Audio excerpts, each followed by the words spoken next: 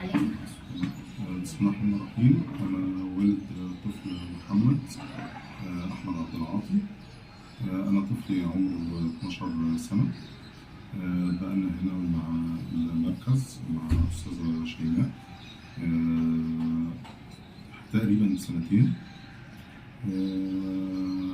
أنا كنت فاقد الأمل، وكانت زوجتي في الفترة اللي قبل كده كانت بتروح بيه جلسات فردية تخاطب وتعديل سلوك تنمية مهارات.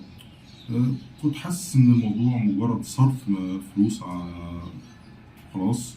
ما كنتش قادر إن أنا أمنع زوجتي من حاجة زي كده، برضه مسؤولية طفل من ذوي الاحتياجات وتمسك الأم بالأمل، حتى لو بتيجي على حساب نفسك في الماديات.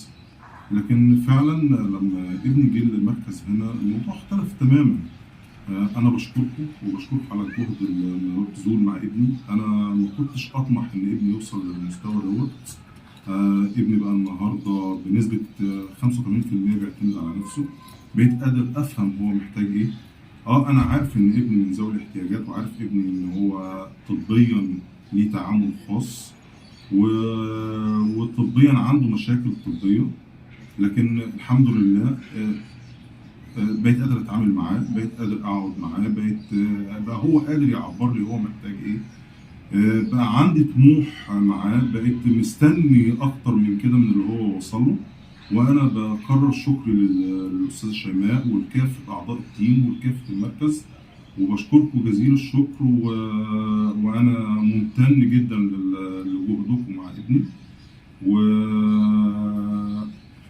وبشكر زوجتي برضو انها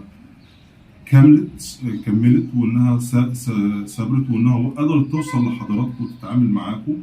وانا بحمد ربنا ان انا من الاول خالص ما وقفتش قدام حلمها، وان انا طوعتها وان انا كملت معاها، والحمد لله. وبشكركم تاني وشكرا يا جماعه. ومهما اشكر انا مش هقدر اكفيكم ولا اوفيكم